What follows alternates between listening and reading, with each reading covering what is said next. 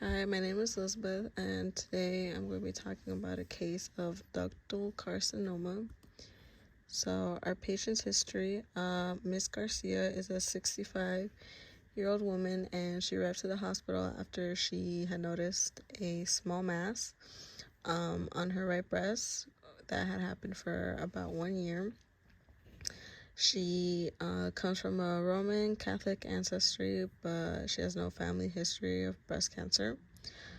She does suffer from asthma, and uh, and about 40 years ago, she had a fibroadenoma, which is basically like a painless little tumor that you get, but she had that removed.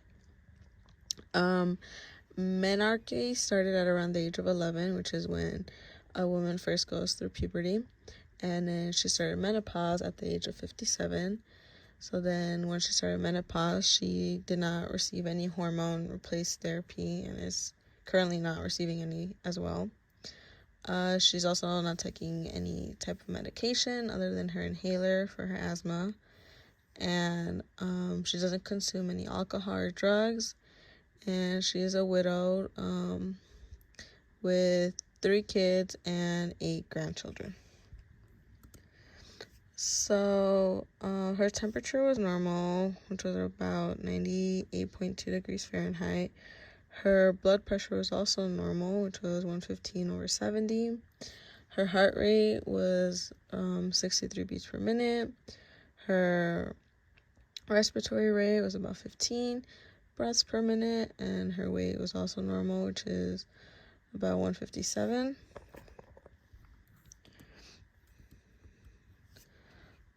So they did perform a cardiac exam on her, and it showed that she had a regular heart rate and rhythm. There was a physical examination done that visibly showed that she did have a 2 centimeter mass in her right breast. No other masses, discharge, or crusting was found on her other breast or around it, other than the one that was found.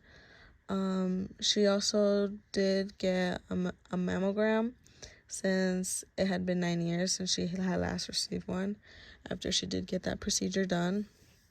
And so both her breasts were imaged, and she also got an ultrasound of her breast as well. So the mammography showed an irregular mass on her right breast, and then the ultrasound also showed that the dimensions of the mass was 3 centimeters by 1 centimeter by 1 centimeter. She did have the normal right axillary lymph node, so there was nothing around there that was found, and tissue sampling was also done through a needle biopsy to further sample the cells of this mass to identify if it was cancerous or not. And so then after that sampling was done, it revealed that she did have stage 1 invasive ductal carcinoma, which was measuring about 1 centimeter in dimension. So in the left image, you can see that this is a normal breast tissue with terminal duct lobular unit, which is basically like the ducts that make up the breast and allow for milk secretion to occur. And then on the right side is breast tissue with low-grade ductal carcinoma, which is what she was identified with. And you can see the difference between the cells, how in the one that's normal, the ducts are open and the epithelial tissues are intact, and then they're not and they're overlapping, small and round. Whereas on the right one, it is more the cells are a little bit like more uniform, but they don't have a nucleus, and they're arranged more like in a pattern and conjoined, if that makes sense. They're more like squished together. So there's that so that you can see like the difference between both of those. And then surgery was highly encouraged due to the mass of the cell. Usually with surgery, afterward comes radiation therapy to ensure that this doesn't occur again and increases the survival rate of the patient. So usually this is what happens when the tumor size is a little bit bigger. And since she had this for like a year now, it was like far more advanced. Whereas if she would have came earlier, maybe surgery would have not had to been an option. But yeah, usually radiation is given after surgery occurs. And yeah. So for the prognosis, the survival rate is about 98%.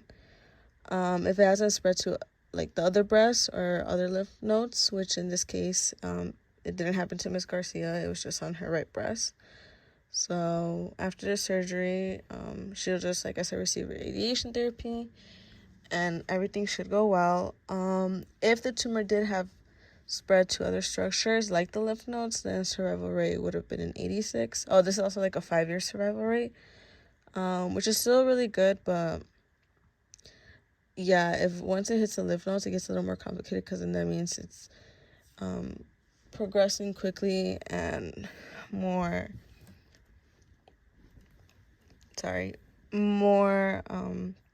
treatment has to be done. So for the epidemiology, women usually between the ages of 50 to 64 years old are at more risk, and about every 88 to 100,000 women will be diagnosed with ductal carcinoma. So this means that about 20 to 25% of all breast cancer in the U.S. is classified as ductal carcinoma invasive STU. For the pathogenesis, usually abnormal cells will grow in like the lining of the milk ducts, which is found in the breast. So here you can see like what a normal duct is supposed to look like, and an invasive duct just comes in and kind of just takes over. And there's 3 different types, 3 nuclear grades that are used to identify the types of cells that have grown, which is low, intermediate, and high. So usually with low nuclear grade, this means that it's smaller cells that have a more uniform size and shape. And then the higher nuclear grade are larger cells that have a more prominent nucleus and are frequently regrowing and basically like multiplying. And then intermediate is just in between. So there might be a few like small changes in the nuclear size and shape, and a little bit of reproduction will be occurring within the cells, but it won't be reproducing as fast as if it were a high nuclear grade. But yeah, so in this case, like we said, Miss Grace was identified with low nuclear grade, stage 1. So then this means that her cells, well, one, the size of the tumor is less than 2 centimeters, and it also didn't spread to the other breasts. So yeah. So in conclusion, ductal carcinoma is a type of breast cancer that affects many women all over the U.S.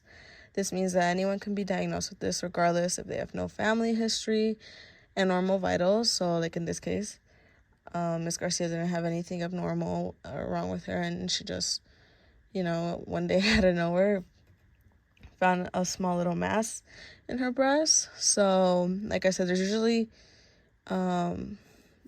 signs of cancers due to the mass that appear on the breast and around it. So it's important that people do go early on to the doctor, because other than the physical mass that you see, like, you can't really tell if it's invasive or not. So it's important that you immediately go get treated and diagnosed so that people know. And regardless, even if it's not invasive, like, to have it removed, just because, like, even just having a small mass is uncomfortable for anyone. And there are many different treatment options as well. And like mentioned before, the survival rate is pretty high.